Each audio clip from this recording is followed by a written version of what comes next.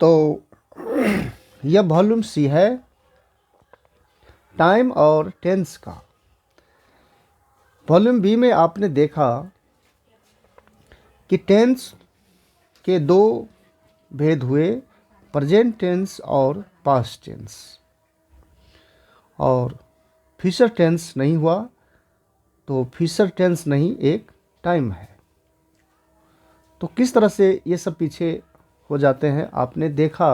अब आप आगे देखिए, लिखा हुआ है। अब सवाल यह उठता है कि जब फ्यूचर टेंस नहीं होता है तो फ्यूचर टाइम का अनुवाद कैसे होता है, कैसे हो जाता है। तो इसके लिए यहाँ लिखा हुआ है कि फ्यूचर टाइम के वाक्यों का अनुवाद प्रेजेंट तथा पास्ट टेंस के वर्ब से ही होता है। इसके लिए फ्यूचर टेंस, आप नीचे उदाहरण पहले देखिए। लिखा हुआ है मैं कल पटना जाऊंगा। यह जो वाक्य है यह फ्यूचर टाइम में है। तो इसका अनुवाद किस तरह से हुआ, कैसे होगा। तो यहाँ लिखा हुआ है I leave for Patna tomorrow, या I am going to Patna tomorrow. तो इस वाक्य का अनुवाद, जो ये फ्यूचर टाइम का वाक्य है, इसका अनुवाद ये प्रेजेंट वर्ब की सहायता से हुआ है। अर्थात फ्यूचर टेंस का अनुवाद या तो प्रेजेंट वर्ब की सहायता से होगा, या नहीं तो पास्ट टेंस के वर्ब की सहायता से होता है। देखिए किस तरह से। तो आपने देखा कि मैं कल पटना जाऊंगा, इसका अनुवाद किस तरह से प्रेजेंट वर्ब की सहायता से हुआ है। और तो फिर ये दूसरा वाक्य देखिए, जैसे लिखा हुआ है आज की रात वर्षा होगी।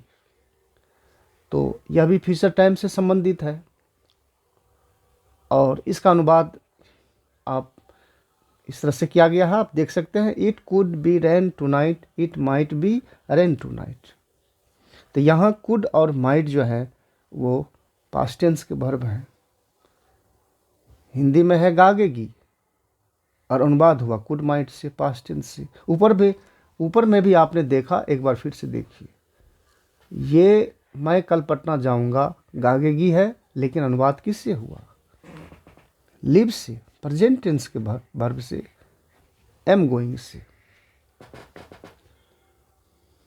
तो फिर मैं इसे दिखा रहा हूं, एक और उदाहरण देखिए। यह गाड़ी 9 बजे खुलेगी।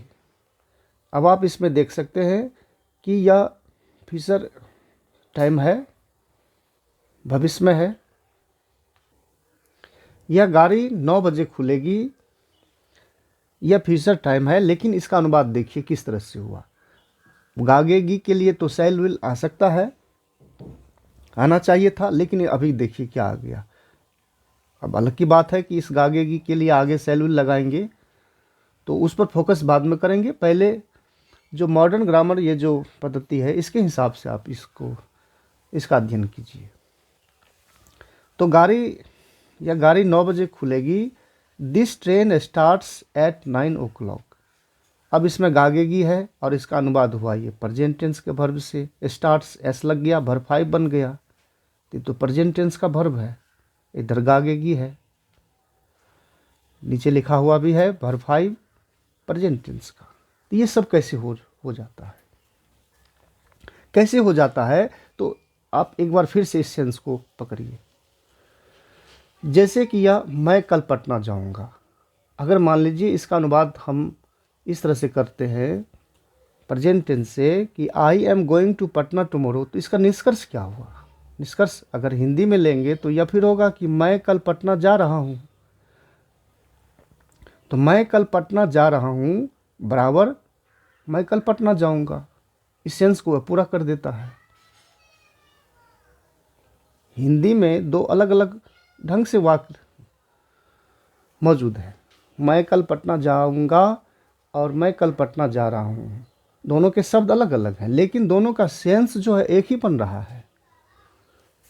अब फिर देखिए, मैं कल पटना जाऊंगा, और यहाँ देखिए मैं कल पटना के लिए प्रस्थान करता हूँ। जैसे अगर कहेंगे I leave for Patna tomorrow, तो मैं कल पटना के लिए प्रस्थान करता हूँ, तो इसका ये जो है ये बराबर मैं कल पटना जाऊंगा, ये दोनों का सेंस एक ही बन जाता है। इसीलिए प्रेजेंट टेंस के वर्ब से और इस तरह के सेंस से फ्यूचर का अनुवाद हो जाता है। तो मैं आपको नीचे दिखा रहा था, अभी आपने देखा आज की रात वर्षा होगी, इट कुड बी रेन, तो यहाँ कुड किस तरह से आ गया है। यह गाड़ी 9 बजे खुलेगी, तो यहाँ गागेगी के लिए किस तरह से ये स्टार्ट से बन गया, सेल विल नहीं भी आया, कोई फर्क नहीं पड़ रहा है। फिर देखिए, तब लक्ष्मण आया और राम का मदद किया। अब यह देखिए, तब लक्ष्मण आया, ये बीते समय की बात है, और तब उसने राम का मदद किया।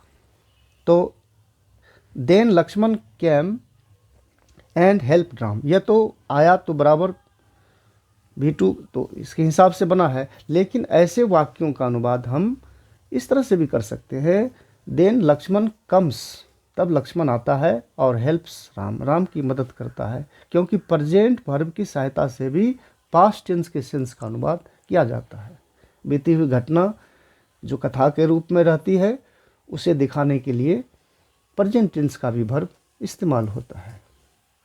आप देख सकते हैं कि किस तरह से प्रेजेंट और पास्ट टेंस के वर्ब से सभी समय के वाक्यों का अंग्रेजी अनुवाद हो रहा है।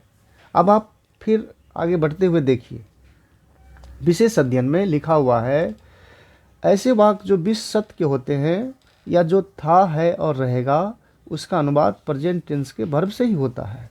जैसे पृथ्वी गोल है, तो इस वाक्य में तीनों सेंस मौजूद है, तीनों टाइम मौजूद है। पृथ्वी गोल है अर्थात पृथ्वी गोल है, पृथ्वी गोल थी और पृथ्वी गोल रहेगी। इसके अंदर तीनों समय का सेंस मौजूद है। तो ऐसे वाक्यों का अनुवाद प्रेजेंट टेंस के वर्ब से ही होना चाहिए। दी अर्थ इज राउंड। दूसरा देखिए, निष्कर्षतः लिखा हुआ है, निष्कर्षतः प्रेजेंट तथा पास्ट टेंस की सहायता से तीनों टाइम के वाक्यों का अनुवाद होता है। ऊपर आपने देखा कि हमारे पास दो ही टेंस के वर्ब हुए, एक प्रेजेंट और एक पास्ट टेंस के verb. Present tense V1 V5 और ये V2, और इसी दोनों वर्ब की सहायता से हम तीनों टाइम का अनुवाद कर सकेंगे। प्रेजेंट टाइम या पास्ट टाइम या फ्यूचर टाइम, किसी भी समय के वाक्य हों, तो इन सभी समय के वाक्यों का अनुवाद इसी दोनों वर्ब की सहायता से, मदद से भी आप कर सकते हैं।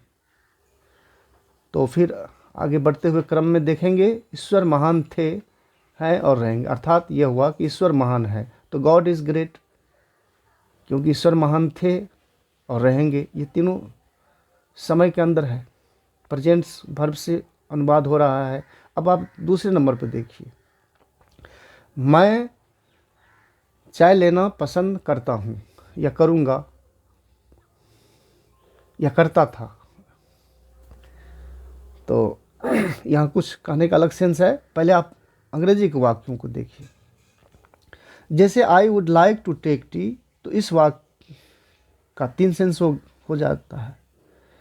मैं चाय लेना पसंद करता हूँ या करूँगा या करता था। अगर यह कहने की इच्छा है मैं चाय लेना पसंद करता हूँ, तो I would like to take tea. मैं चाय लेना पसंद करूँगा, तो I would like to take tea. करता था तो I would like to take tea. तो अर्थात यह हुआ कि एक ही वाक्य के कई अर्थ। ये सब वर्ब की विशेषताएं हैं, आप उनको बारी बारी से देखिए। व्याकरण में कई विशेषताओं से व्याकरण भरा हुआ होता है।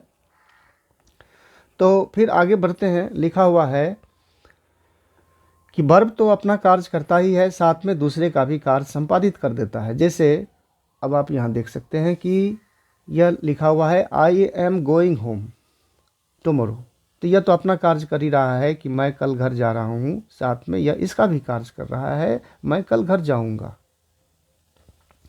तो क्योंकि ऐसे वाक्य में फ्यूचर के शब्द लगे हुए हैं। आईएनजी फॉर्म में फ्यूचर कि शब्द का लगा होना जरूरी हो जाता है। तो लिखा हुआ नीचे नोट, कभी कभी ऐसे वाक्य में फ्यूचर शब्द का लगा होना जरूरी है, जैसे टुमारो, नेक्स्ट या जो भी इन्फिनिटिव हैं के शब्द हैं, तो उन समूह का लगा रहना जरूरी है ताकि उससे फ्यूचर समय का भी बोध हो। जैसे मैं पढ़ने के लिए जा रहा हूँ, तो I am going to read, तो ये इन्फिनिटिव है।